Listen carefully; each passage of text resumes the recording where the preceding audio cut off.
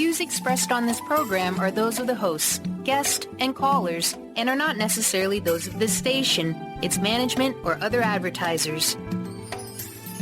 You're listening to Transformation Talk Radio.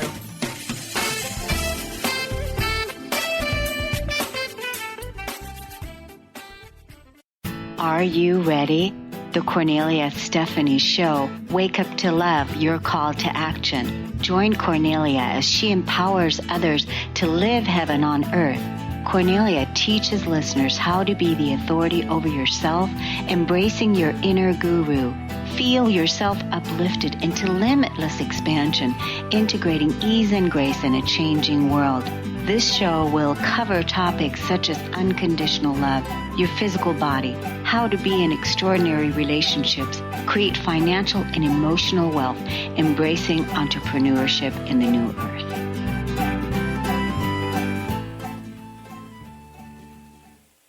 Welcome, everyone. Welcome. It's Cornelia Stephanie, and I'm with my very special co-host, Dennis Gaither. Welcome, Dennis.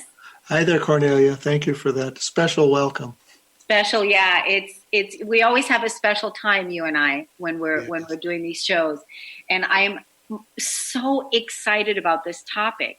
It's almost like you're reading my mind, and it's like, okay, that's why I said you're such a great content bringer, because you are so tapped in to what is it that we need to learn next. And what we're going to talk about today is exactly, this is one of my biggest pet peeves. So I'm so grateful to you for bringing this topic. And I look forward to introducing this together with you to our audience. But Great. First, before we get started, Dennis, I want to let the audience know we're rolling out a new thing. And there's people that absolutely love and adore you. They love, they follow you regularly when you come on, and I want to be able to invite these people to join us live in the studio audience together while we're doing the broadcast. And so if you're listening to this and you want to join us live where you can ask Dennis questions and interact with us while we're doing the show, that would be great. There's so many new ways that we're finding to connect with our studio audience. And this is one way, because we want you to feel included, not just that we're giving information, but also that you can ask questions. And so feel free to go to CorneliaStephanieVIP.com and take a look there. Everything is listed there, and it tells you who the co-hosts are, when they come on, and you can get your live studio access pass. You can also email me at radio@CorneliaStephanie or instant messenger on Facebook. But we definitely want to play with you, and we want to participate with you so that we can answer any questions that you may have. So feel free to join us in the studio audience. All right, Dennis. Cool. I did my spiel. You did it. Good job. So talk to us about the wheel of projection is what today's show is all about. Today's show is about the wheel of projection, which is, it's a dynamic that it just influences so much of our experience of who we are in the world and who each other is. And so I'm happy to be able to go into this a little bit with everybody. We're just scratching the surface in the amount of time we have. But I want to start with a little story. And this is about one of my own projection lessons here. And the focus of my conversation is really about recognizing and working with our own projections too. It's easy to see them in other people, not so easy to see them in ourselves. But this happened a few years ago, and I was preparing to teach a workshop. It was a forgiveness workshop, ironically. And I had a sudden thought, it just popped into my mind of an experience that I'd had not long before that of someone, I had something I wanted to say and they didn't get it. They didn't seem to be listening. And I found myself getting really angry. There was nobody else in my home but me. So, but I found myself getting kind of angry out of proportion to that trigger. And it also had a kind of a lingering kind of quality. This was something that hadn't happened some time before. And so I found myself kind of even yelling, "You're not listening, you're not listening, you don't listen, you don't listen." And next thing you know, I found myself standing in front of a mirror, pointing at myself in the mirror, saying, "You don't listen." That got my attention. Mm-hmm. I said, "Okay, something." So then it's kind of then I have to work backwards from the trigger, from the upset. Mm-hmm. Saying, "Okay, this upset, they may not, for 1,000 different reasons. It's possible that person may have been inattentive or didn't get it or whatever. That's not to deny that that didn't happen, but the upset is about me." And that's really a key, is a willingness to be with that. And then that comes if there is a sense of willingness. And so there's a willingness, okay, and willingness to create some space around this, to see this in a different way. And in the process of doing that, I could see a lot of things. There were things like from times in my past where I didn't feel listened to, and so I would get kind of judgments about myself. Maybe I'm just not worth listening to. Oh, yeah, that's good. It's sort of getting triggered there. Yeah. But it kind of showed me kind of things in myself that needed some healing when I was actually willing to turn towards it. And then I could notice little ways of, well, maybe if there ever been times when I actually just kind of dissed somebody and didn't think they were worth listening to. Have I ever done that? Oh, Who hasn't? But then as I went even deeper process, are there ways in which I'm not listening to myself? Am I not listening to little wounded parts of myself that need some attending to, or even some higher perspective?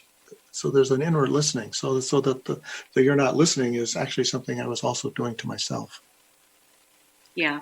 And basically what I hear you saying, Dennis, is that the projection, at first, you were projecting those feelings, that energy, that voice onto the other person, that they're not listening to you. And then when you were standing in the mirror and you saw, oh, it's me, when you did that inner investigative work, and then you took yourself, you gave yourself that session, and you took yourself through that work. Is that right? That is. Now, if it had just stayed in the projected state, which certainly at times of my life it has, and in most of our lives it has, it would have just continued to be a barrier between myself and that person. It would have kept the sense of separation going. And I would have not actually gotten to something in myself that needed some healing. And so that's sort of the dark side and the healing side of projection, both of those. Yeah. So I want to go into, we need to look at both of those, but I want to talk a little bit more about it, and because it's in some ways projection has gotten kind of a bad rap in a certain way, not to deny that it doesn't have a dark side. Certainly as it was first described by Sigmund Freud and others over 100 years ago, it sounded like this is something only very neurotic people might do. Yeah. And, I know you're going to go into, talking about it and the teaching around it and giving us more insight into it. But before we go to break, I also want to share of what happened when someone projected onto me, and me being the recipient of that projection. All right. So I'd like to, if I could continue with what I was do you want to share that? No. Okay. Oh, we still have time. Yeah. Yeah. Go. Okay. And so let me just kind of get back on track here a little bit. So, and I think that unnecessarily pathologizes it. Because it is something we all do, that we actually, in a certain way, all project our whole world based on things inside of ourselves that we see outside. And that becomes a filter through which we see our world. But it also has a way of keeping that sense of separation going. But it also means if I'm staying in projected state, I don't get to do some healing myself. And that's the value of projection. If I see it outside, if I'm willing to, I can really recognize that what I'm seeing outside myself is something inside myself that I can turn towards and do some healing around. That's the opportunity. So basically what it is it's a kind of a way we protect ourselves. We protect our sense of who we are by trying to kind of shift what we've judged against outside, but it actually keeps us from turning inward to doing some healing with what's there. So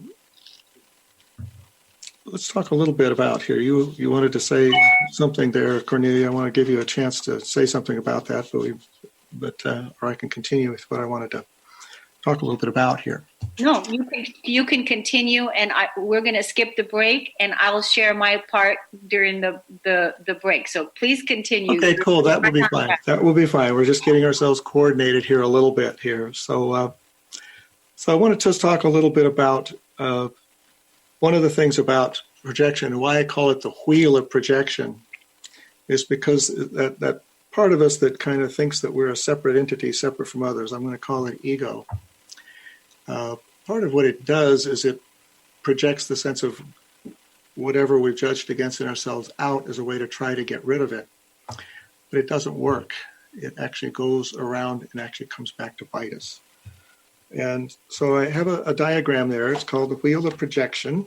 And I can describe it because I know some people are listening by audio. I can just kind of run through it. But if on the video person, if Kat could stick that in somewhere, that would be great. Yeah, Kat, do you have the image, right? Would you pull it up so that people can look at it? I love that image, by the way. Yeah. You got it showing now. Okay, I don't. No, you won't see it, Dennis. I won't see it. Okay, it's up there though. Yep, so, it's up there. Okay, cool. All righty. So if you on that diagram that I'm showing, there's a place where this whole thing starts. It's a sense of what I represent on the diagram is guilt. It's guilt in the mind, and it's a shorthand way of saying the belief in guilt. It's not our real state. We're not really guilty. We've not really lost our innocence. But in some way, we all think we have, in some way or another. All the little self-evaluations, judgments, some way we feel lacking, somewhere there's always something there. At its deepest level, it has to do with our sense of that we feel like we've separated from our source, from the all that is, to have this individual experience. That's not the way it tends to play out in our normal day-to-day. It tends to play out in our relationships. But we keep it pretty buried because it's a painful feeling, and we try to push it out of our awareness. But it really doesn't work. It tends to leak through, and so we project it. We see it in someone else. And what gets projected is the sense of badness, the sense of guilt, not the behavior. It's not a you spot it, you got it. It's more like I might project something that I feel bad about in myself onto some behavior that doesn't resemble anything I do.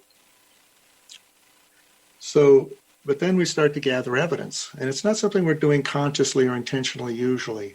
It's like we start to interpret little things about either the person, the situations, or about ourselves, because we can project this onto our own personality, our own self-concept as well. We gather evidence, we build our case. We're like little prosecuting attorneys sometimes. And we'll have some kind of a reaction, and it might be just an inner reaction. Maybe I'll feel some resentment. Maybe I'll feel triggered. Maybe I'll feel scared. But there's kind of like a little upset inside. And the tendency there is to really see it as outside. It's because of them. But it's really at the place of noticing the little upset that we can kind of notice, okay, here's a place where I can do a pivot. I can actually turn and kind of say, okay, this upset is about me. It's not to say that the person didn't do whatever they did, but that sense of lingering upset is about me. Then we've lost our peace, and there's an externalization. We blame. It's their fault. And once we can blame anything in the outside world for our lack of peace, we're a victim. I'm a victim. Something's acted on me from outside. I'm not in charge anymore. And that justifies some sort of attack, some sort of retaliation. And it may be very overt, like I'll yell at them or do something physical, but more often it's very much more subtle than that.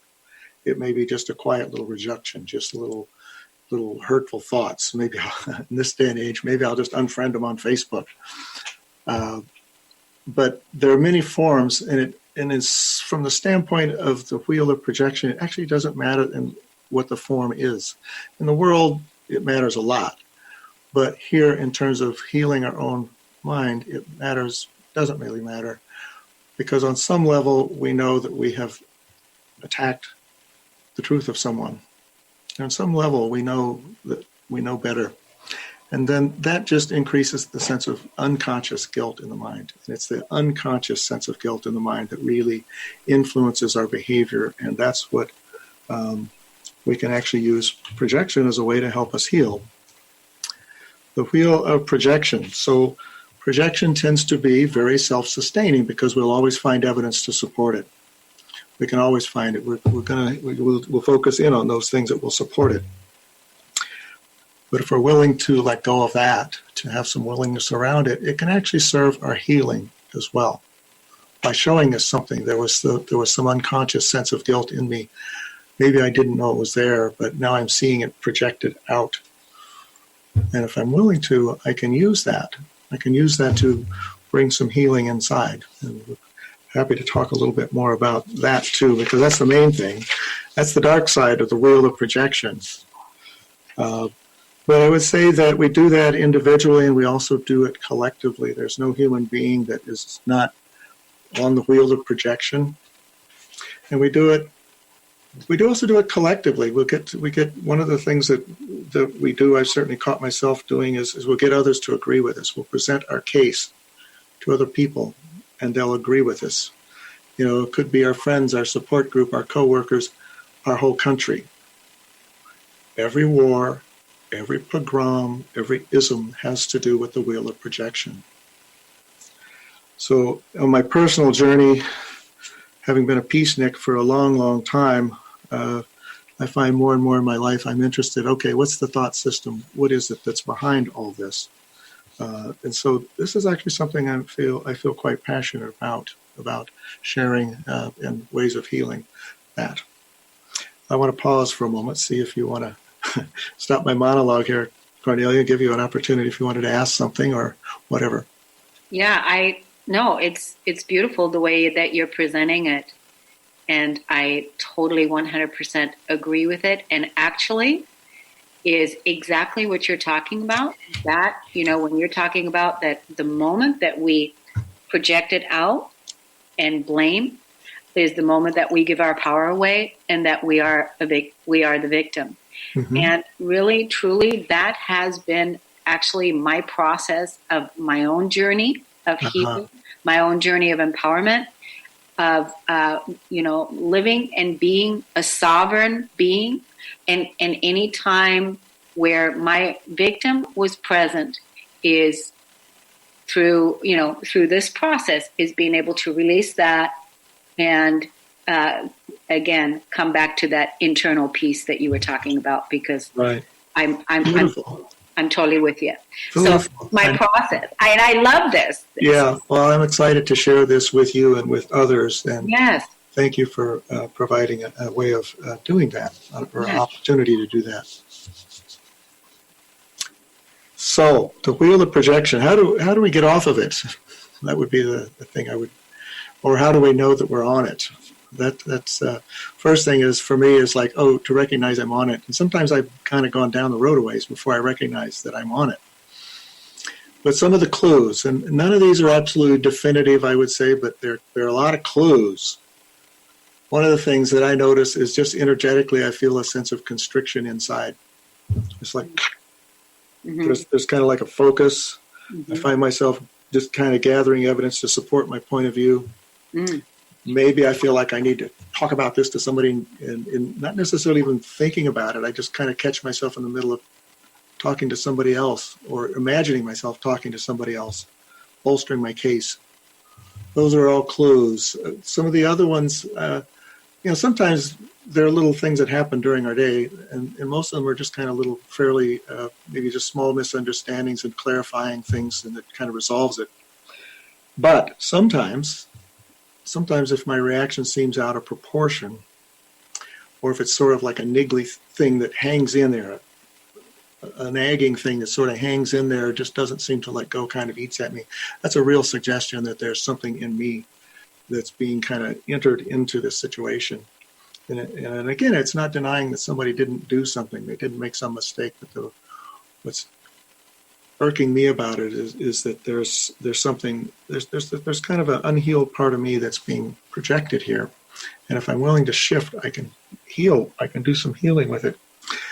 some of the other things. If I catch myself or if I notice myself really needing to justify my point of view, or even a lack of, one of the hallmarks of projection is an amazing lack of curiosity. Nope, I got it. I know what this is. I'm right.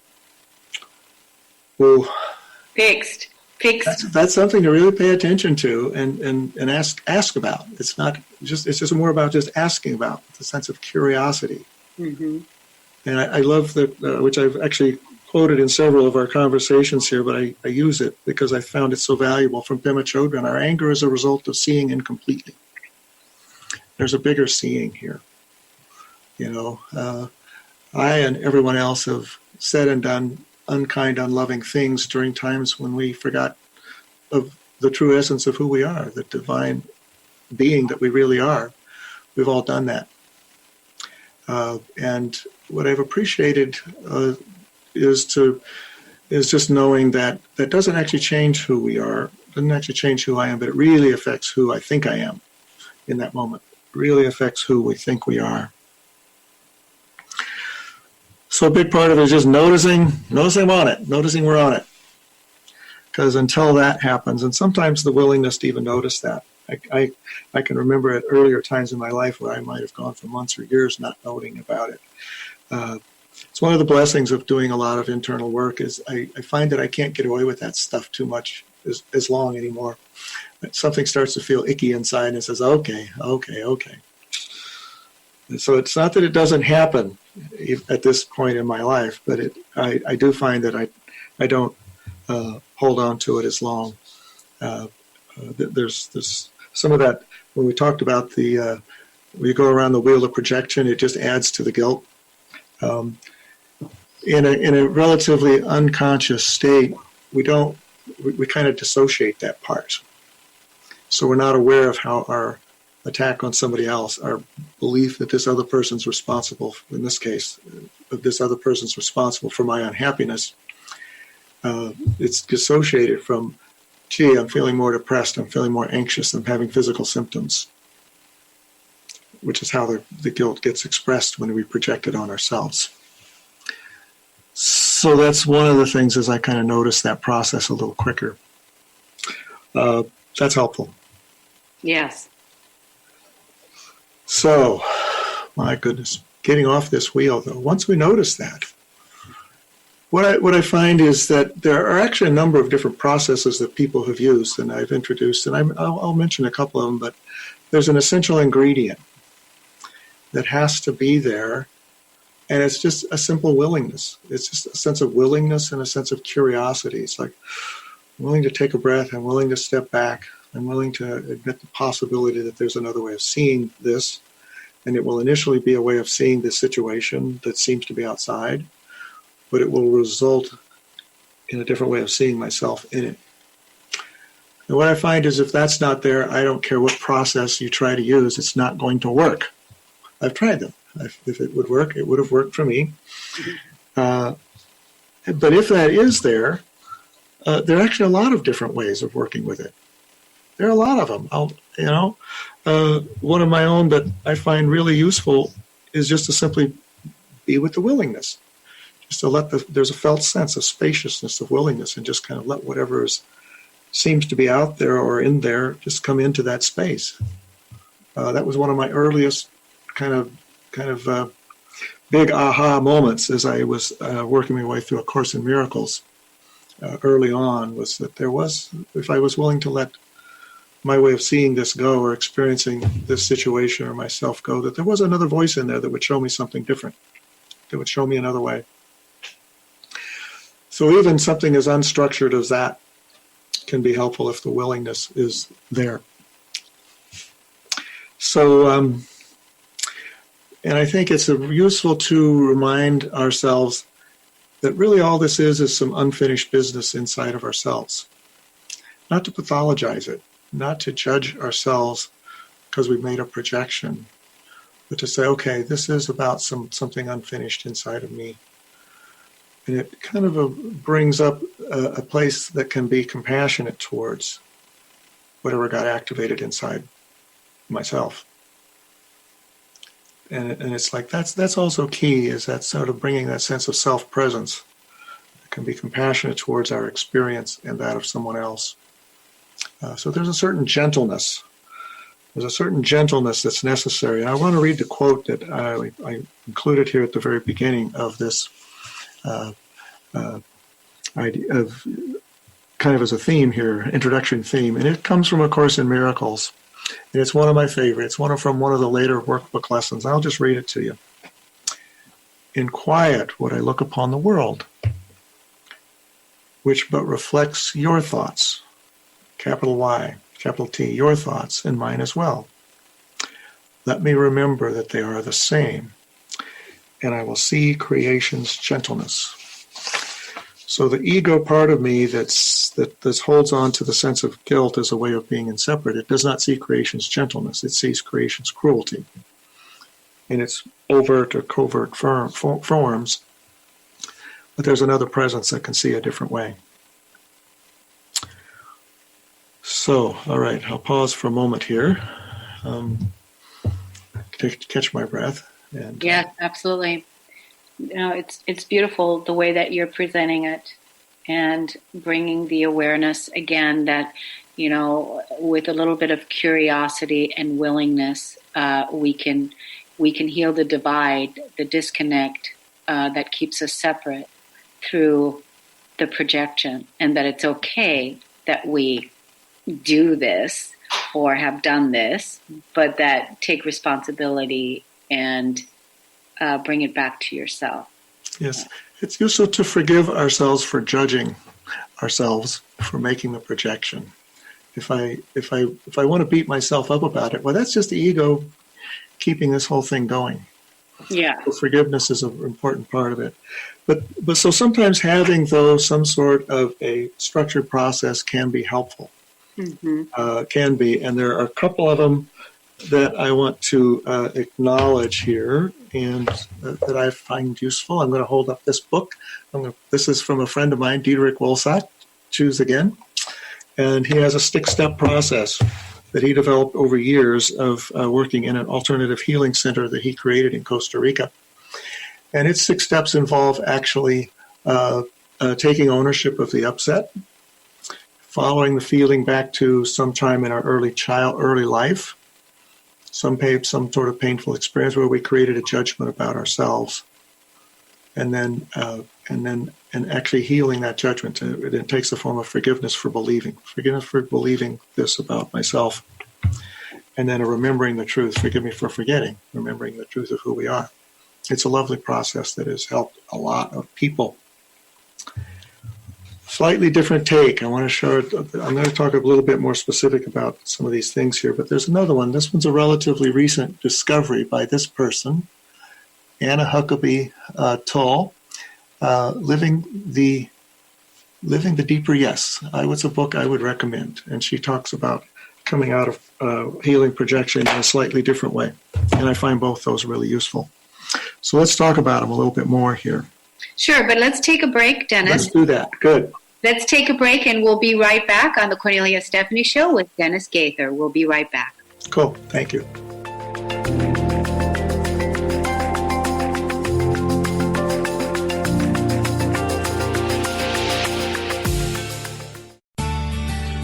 Are you your story? Or can you change your story? Can you change what you believe to be true about yourself and your circumstances as part of your healing journey? What if you were to change your expectations? What if you were to invite ease and cooperation into every day and then step back and see what happens? It might just be easier. I'm Megan Edge, and I hope that you'll join me on my new radio show, Playing on the Edge, Radical Change with Ease, with my co-host Dr. Pat on Transformation Talk Radio. I look forward to seeing you there. Want to find out more about Megan Edge? Visit her website at meganedge.ca.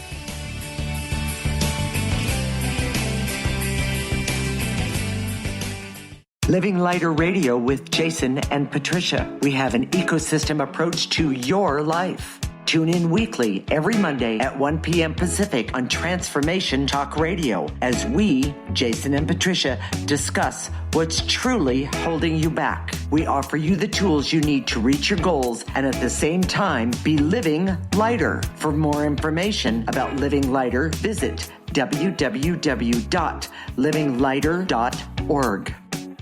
Right now, ask yourself, how far are you from your dream? Are you closer today than yesterday?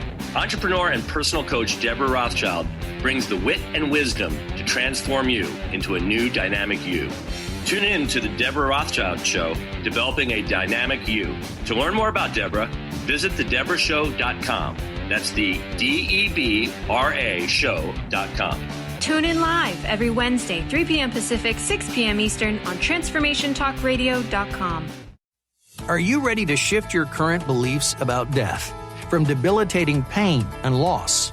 Follow Angie Corbett-Kuiper as she shares that through choice, present moment awareness, and keeping an open mind that anything is possible, even in death. Tune in to Beyond Proof Radio with Angie, redefining death and loss, every first and third Wednesday at 12 p.m. Pacific on TransformationTalkRadio.com. For more, visit AngieCorbettKuiper.com. Part of life is the aromas and delights of our sensuality. Hummingbird Jewel shares her secret formula and her signature fragrance oil, Julia. This fragrance oil can be used in a variety of ways, such as scenting your laundry, car, or closet. The oils come in roll-ons for convenience. If you prefer a perfume bottle, we can package them together, elegantly wrapped for gift giving. If you're interested, contact me at hummingbird-jewel.com.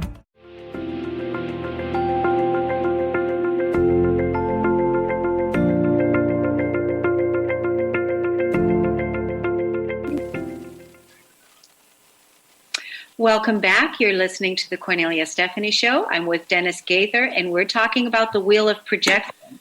And of course, Dennis always brings us these amazing exercises. We were talking about it during the break. So you're going to get us started on that first, right? We're going to do that, yes. So thank you for that, Cornelia. So I'm going to do a little demo here. And I'll just tell you, this is, normally I would do this in a group of people, and it would be a group project, and maybe a few listeners have actually done forgiveness workshops with me, so you have seen this before. But I'm going to modify it so I can do it solo here. So, and the idea here is to really, I'm kind of a visual guy here, and it's to actually really kind of have a really experiential impact of how projection affects us. So here is kind of thing, and I'll describe this for the audio audience, but you may want to watch the video. So I am putting on a hat. It's kind of a loose, floppy hat. It's a little tight on my head, but it's kind of a loose, floppy hat, and it's got a bunch of Velcro sewn on the front of the hat. And I've got a bunch of strips of cloth here that have a little piece of Velcro on each end. So here's what we're going to do here. So what happens when I project something that's dark in me that I've turned away from onto someone else? I've done a couple things. One is I've obscured part of them from my vision. And at the same time, I'm obscuring that something from myself too. So each of those little things kind of like it's a little veil hanging over. So I'm going to kind of do this here. Let's see if we do this here. This is kind of fun. This is really very different. Okay, there's one. Cool. And so yes, all the guys are wearing these nowadays. Great. Okay, and here's another one. I'm pretending I'm doing this on somebody else here, but I'm going to. So these are projections that you're putting out? So these would be, yes. So the projections I'm putting out are the projections we're putting out on anybody else, because we're veiling them and ourselves both. And I think 4 of them is enough to kind of give us the idea here. Boom. Wow, you can't see. No, you can't see me anymore. Boom. Wow. Gone. Wow. So now, at this point, so I've now put all these strips of cloth attached to the hat. They're now covering my face. And so if a person looking at me, let's pretend it's you looking at me, you cannot see me. You only see all the projections you've projected onto me. Or I can only see all the projections I projected onto you. I can't see who you really are. I can't see not only the deeper parts of your personality, but I can't see the divine essence of who you are either. As long as I'm projecting anything other than that onto you, I can't see you. You can't see me. So as long as those are there, but now let's pretend I read a spiritual book somewhere, and it says we're really supposed to just look past all that, and we're supposed to just see that divine presence, the Namaste presence, the Christ essence, the Buddha nature, that it's there. That's our spiritual practice, is just to look past all that. So maybe consider for a moment whether you can really do that as long as all these projections are sitting there. I will submit that you actually can't. It might be possible to project some idea about what that is over the top of all that. But, that deeper, lovely essence of who we are, we don't have to conjure that up. That's actually what's just naturally there when we remove all the veils. It's just naturally there. We don't have to make an effort to make that be there. So if we're trying to force them, I'm going to see the Christ presence in that person, even though I really don't like them. We're kind of giving ourselves an impossible task. How do we do it? Well, we have to let these guys go, these projections that we've made. And it's not global. It's each one specifically, individually. Each little judgment, I have some willingness around that. There's a presence within me. It's called by various traditions, the higher self, the voice for love, Holy Spirit, whatever symbol you use, it doesn't matter. There's a presence that can show us another way, but we have to let go of our way of seeing. And so we have to do that really very specifically. Specifically, this one. Let's see, what could this one be? This one could be, the person that didn't listen to me, let's see, one of the things was, they just don't care anything about me, they're selfish. Okay. Which would be something about me not caring about myself or not caring for other people if I were really, and it comes down to something in me that really needs caring for that I haven't cared for myself. So we take another one. It's very specific. Boom. This one, each one, very specific. One at a time. That's why it's a process. But with each one of these that I let go of another person, in front of another person or a situation, I'm letting go of something in myself as well. So the process may start with what appears to be in someone else, but it's not going to end there. I have to come back and take this home as well. It's only by it's actually not trying to see past our veils, but actually looking at the veils and owning them and being willing to let them go. Each one. I can't just do it as a global, okay, I'm going to let it all go.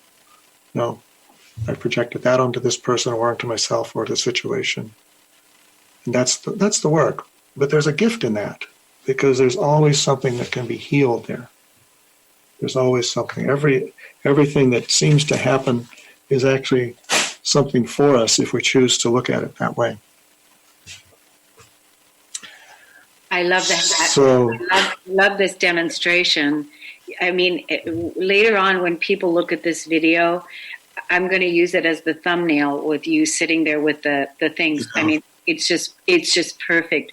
What a brilliant presentation of the way that you put it together. Absolutely brilliant. Yeah. You can really see the shadow projected outward and how that keeps the separation going. Right. Yeah. Yeah.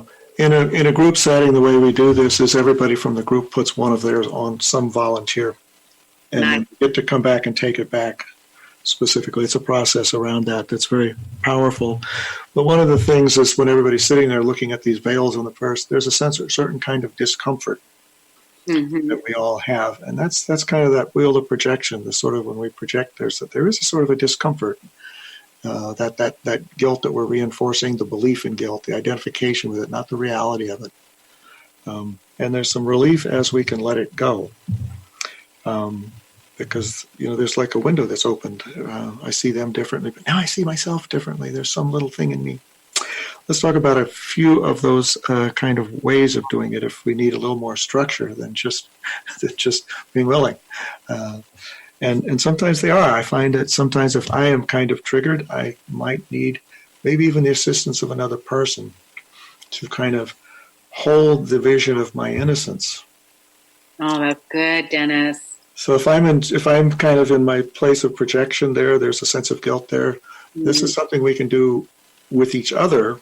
Mm-hmm. is hold the other person's innocence for them until they can see it in themselves. Oh. So if I'm sharing about something I'm feeling guilty about and you're willing just to see my innocence, that's really huge. Huge. That's really a huge thing. So it's not just an inside ourselves process. This is something we can really help each other with. This is something we can really help heal each other with. But let's just talk a little bit about some of the ways of doing it. And I think that they're not mutually exclusive. They focus on different aspects. I've mentioned the 6-step process of actually just going directly to the feeling. Somebody didn't listen to me. What is it I feel inside? I feel angry. Maybe I feel hurt. Maybe I feel scared. Was there a time in my life when I was much younger and felt all alone that nobody was paying attention to me, or tried to say something and couldn't? Whatever. And then what did I judge about myself? So that's a powerful process. And then practicing some forgiveness. Lovely process. Some of the other ways of doing this can focus a little bit more on what's the projection. If we see it first, I kind of like the idea of if I see it first on the outside to work with it there, but I don't end it there. And there, it can be easy to get confused and do intellectual shortcuts. It's easy to say, well, I'm upset about it's just my projection. I'm sorry that may work in the moment, but it doesn't really heal anything. I think that's called a spiritual bypass. That's called a spiritual bypass. We have to go a little bit closer. Another way that people get kind of messed up with that is the you spot it, you got it idea. And it's a misunderstanding, actually. Just because I see a certain thing in somebody else does not mean that the identical thing is in me. Because it's not behavior that gets projected. So I get upset with somebody for cutting me off in traffic. It doesn't mean that I cut people off in traffic. I have to look a little closer. What do I think they are? Because they did that. Well, they're inconsiderate. They don't pay any attention. Or I always get cut off. Or I always cut people off. Whatever the story is. Or whatever. It's sort of like, but it's kind of what is the identity? What is the guilt that we see in them? Because that's what we're trying to get rid of. So we don't get too tripped up on the form of the behavior that got us upset. It's what is the guilt that we see. So that's a part of it. What's the identity there? What's the guilt? But sometimes it is useful to look a little bit more closely at the form instead of superficially. So like the person who didn't listen to me, or I didn't think listened to me. Okay, what is it I really think they did to me? Okay, looking a little bit more closely like, well, okay, they disregarded me. They were so self-important they couldn't pay attention to me. They thought they were better than me. You can create a whole list. Or they just didn't think I was important and worth listening to. You kind of go through, this is really from the Mary Huckabee Toll's book here, Anna Huckabee Toll's book, actually, a little bit. I've actually found this one useful here. But one of them will kind of ring a bell. That one. Mm-hmm. Didn't think I was worth listening to. Okay. That one kind of rings a bell. So now there's a place where we can kind of turn towards that. There's a little tender place there. About not being important enough to listen to. And we can kind of ask ourselves then,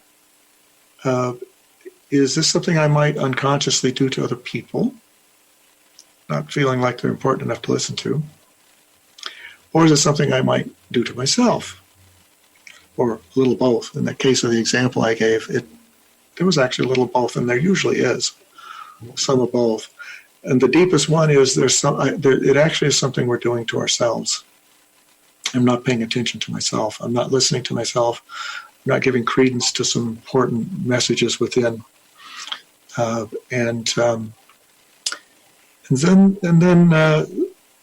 we get a little bit of a clarity here of what's the wound, what's the woundedness inside. And if it stays in projected form, we're going to keep the wound. We'll keep the separation. So ultimately, it comes down very similar to the other process of the 6-step process of forgiving ourselves for our judgments. So I forgive myself for judging myself as not worth listening to. I forgive myself for judging this other person as thinking I'm not worth listening to. But it's actually, we're forgiving judgments, not behavior. Because there may be a million reasons why somebody, in this example, there's a million reasons why somebody might not have listened to me. And maybe they were listening, I just didn't think they were. There's a million reasons why. But and in a certain way, it doesn't matter what their actual reason was. But what I projected onto them is what their reason was. And so going after somebody and getting their explanation of it is less fruitful, actually, than what's the story I made up about that experience. Because that will point to something in me that I can actually then do some healing about. But it's that ego mind part of us, me. I say it's us, but man, I sure know it in me too. There's a tendency to want to judge the ego with the ego, or look at the ego from the point of view of ego, which is me, we judge ourselves. And a way I think about this is that, this whole kind of doing this whole process is kind of threatening to that part of us that I call ego. And it's just simply it's the part of Dennis that says Dennis wants to be an individual, separate entity. And that part of Dennis, all of us that wants to be this individual, is kind of threatened by this idea that we might not be that. And so it does get kind of protective, and it creates ways of protecting itself. And really doing this kind of acknowledge, and if the projection is kind of a way it keeps the separation going, doing work that really undoes it is going to be threatening. And what the ego does when it's threatened is it creates a defense. It creates like a little detour, I call them Aikido moves or straw man. It will shift the meaning a little bit into something that is more that can make use of.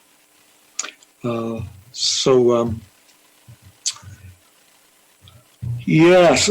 So there was something, so I was going with that, but I've lost it. Anyway, I'll come back later. Yeah.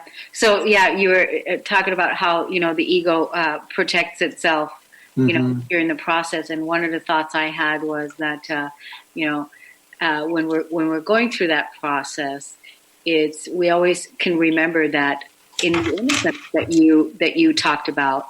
In our innocence, we don't need protection, right? In our innocence, we don't. Our true innocence, yes. Yeah.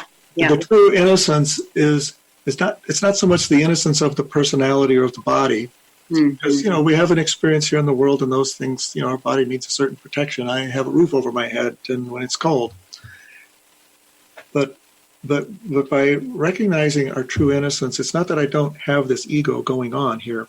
As long as I'm in a body, probably I will. Maybe I'll get to be one of those guys that lets it go completely. We'll see. But it's more that as we grow on the path, we get less and less identified with it.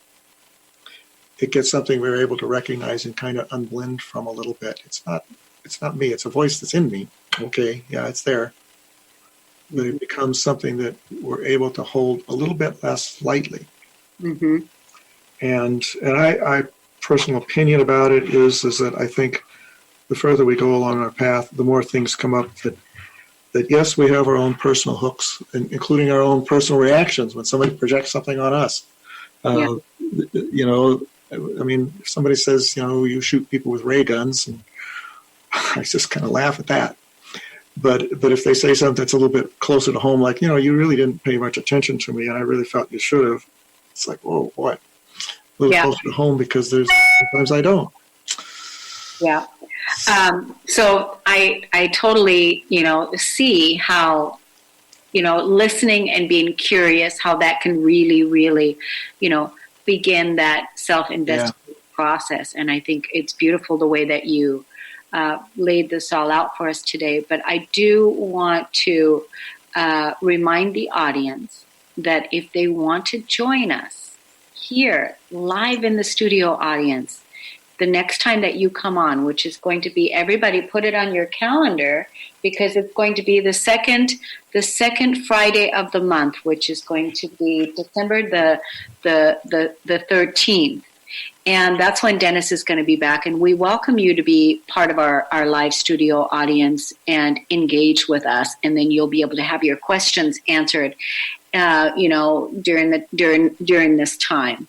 The way you can get your access pass is go to CorneliaStephanieVIP.com and go there and grab your ticket. And that way you can be part of our studio audience. We welcome this connection together with you. And so... Yeah, I would welcome that as well. That would be a lot of fun, just to hear from some of the people there that are listening and see what their questions are, because, you know, that we could have 1,000 questions about this topic alone. Yeah, I think we wouldn't have time to address them all, but that's all right. Yeah, and I think it would be wonderful, you know, and people will be able to type it into the chat, or they can let Kat know, and you know, so there's definitely a way to interact with us, and we want to have that connection with you. So Dennis, we've got just a few minutes left. I think about 3 or 4 minutes left. So we need to offer the closing dialogue around all of what you presented today. Wow. All right. Closing dialogue. So I will just say that I'm very grateful, actually, for several things. One is that just having a deeper understanding of how projection works, both in the world, has changed how I see my sense of purpose in the world, but it's had such a profound impact on my own personal healing from times of deep despair and depression in the past. It's not that I don't have down moments or something, but I can kind of recognize where this is coming from. And a possibility of sharing it, and of watching how, as a light bulb goes on, that there's a blossoming, because there's every time we remove a veil, there's a blossoming that happens, and something in me gets to blossom then. So it's a very there's a depth to the topic. I would consider myself still a student of it. I get more lessons every day. So this is shared as best I could, what I could convey in this limited time of my present level of awareness and understanding. And hey, we could have this conversation a year from now, and it might be different. Yeah. And there's also a positive side of projection. Absolutely. Right? And that would be a whole nother show that we could talk about, Dennis. That would be fun. Maybe down in the future we could bring on just what happens when we do that, just the same way we do the negative, the healing, but then what happens when we use our creation abilities and project positivity onto others and to each other. Yeah, that's the other one. When we have the veils out of the way, to truly direct the positivity, we have to remove the veils from there. But that loving, shining essence is what's naturally there. Yeah, and it would be fun to use. And as we share it, we recognize we have it inside ourselves to share. So it reinforces, just as projecting guilt reinforces guilt, sharing, extending the love, the divine essence that we really are, actually reinforces that. Well, you said it so perfectly, is hold the space for the innocence, holding the space for the innocence. That's the truth. That's who we are. And being able to hold that space, project that onto each other, seeing the divine in all, because we're all one. And that's the beautiful thing. So beautiful everyone, thing. Yes. Thank you so much, everyone, for listening and for tuning in. Dennis and I welcome it so much. Come join us in our live studio audience, Cornelia Stephanie VIP. And Dennis, again, thank you for such amazing, juicy, spiritual nourishment that we all need to get deeper, intimate with ourselves and to accelerate our healing. Thank you so much. Thank you, Stephanie. Thank you. Thank you. Cornelia. Yeah. You've been listening to the Cornelia Stephanie Show, Wake Up to Love, your call to action. Tune in each week on Transformation Talk Radio. Cornelia's joy is to engage others in practical ways, showing us how to live in the new earth in harmony with our true nature. For more information on Cornelia and her extraordinary work, or to listen to past shows, go to her website at corneliastephanie.com.